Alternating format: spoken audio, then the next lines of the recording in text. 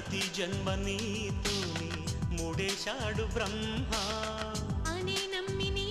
పేరే జపించానులేమ్మా అదే పాట నా దాకా ఎలా చేరనమ్మా ప్రతి పాట నా వైపే నిన్నే పంపెనమ్మా నిరంతరం నీవు సేదో నను రమ్మన్నది ప్రతి క్షణం నీ ధ్యాసేగా కలవరించి వరించి రప్పించుకున్నది అలా చూడు ప్రేమలోకం పిలుస్తున్నది